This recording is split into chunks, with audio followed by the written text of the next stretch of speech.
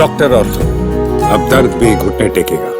पाकिस्तान स्थित आतंकी संगठन जैश ए मोहम्मद के शीर्ष कमांडर मसूद इलियास कश्मीरी ने एक चौंकाने वाला कबूलनामा दिया है, जिसमें उसने स्वीकार किया कि भारत में हुए बड़े आतंकी हमलों के पीछे संगठन के सरगना मसूद अजहर का हाथ था। इलियास कश्मीरी ने वीडियो में खुलासा किया कि दिल्ली और मुंबई हमलों के मास्टरमाइंड मसूद अजहर ही थे।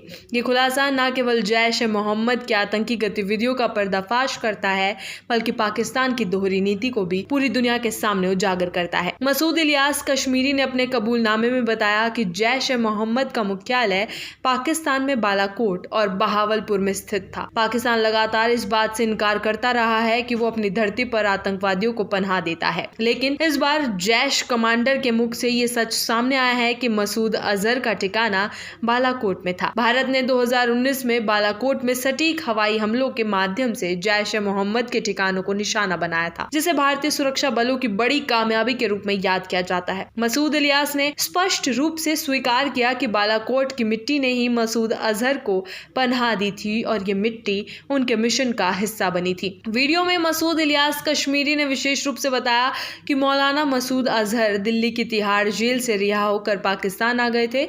उन्होंने ये भी कहा, दिल्ली की तिहाड़ जेल से मौलाना मसूद अजहर पाकिस्तान आते हैं।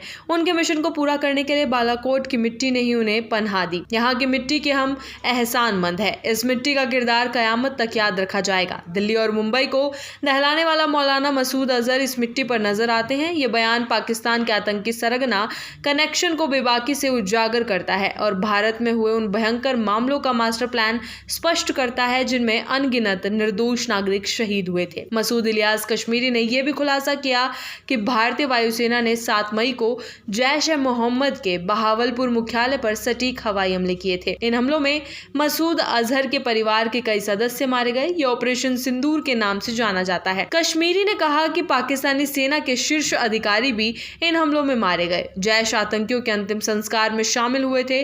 कई पाकिस्तानी सैन्य अधिकारी जनाजे में आतंकियों को जनकीय सम्मान देते हुए देखे गए।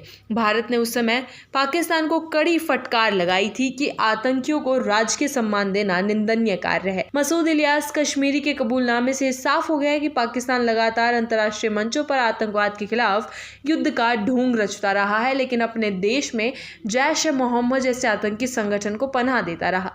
इस खुलासे के बाद पाकिस्तान पर वैश्विक दबाव और बढ़ गया है। भारत सरकार ने भी इस गंभीर खुलासे को ध्यान में रखते हुए अंतर्राष्ट्रीय स्तर पर पाकिस्तान को घेरने की तैयारी शुरू कर दी है। मसूद इलियास कश्मीरी के कबूलनामे से पाकिस्तान की अंतर्राष्ट्रीय छवि पर गहरा असर पड़ा है। संयुक्त राष्ट्र अमेरिका, यूरोपीय यूनियन समेत कई अन्य देश लगातार पाकिस्तान से स्पष्ट जवाब मांग रहे हैं कि वो अपने देश में चल रहे आतंकवादी ठिकानों को बंद करने की कार्रवाई कब करेगा। इस कबूलनामे ने साबित कर दिया है कि पाकिस्तान सरकार और उसकी सेना आतंकवादियों को संरक्षण दे रही है, जबकि वो लगातार इस पर से पर्दा डालती रही है। मसूद इलियास कश्मीरी का एक कबूलनामा न सिर्फ भारत के लिए अहम दस्तावेज बन गया है, बल्कि पूरी दुनिया के सामने आतंकवाद के असली चेहरे को बेनकाब करता है। दिल्ली, मुंबई और संसद हमलों के मास्टरमाइंड मसूद अजहर की पाकिस्तान में मौजूदगी और उसे संरक्षण देने की सच्चाई ने एक बार फिर से पाकिस्तान की दोहरी नीति को उजागर कर दिया है। इस खुलासे के बाद भारत और अंतर्राष्ट्रीय समुदाय के लिए जरूरी हो गया है कि आतंकवाद के खिलाफ ठोस कार्रवाई की जाए।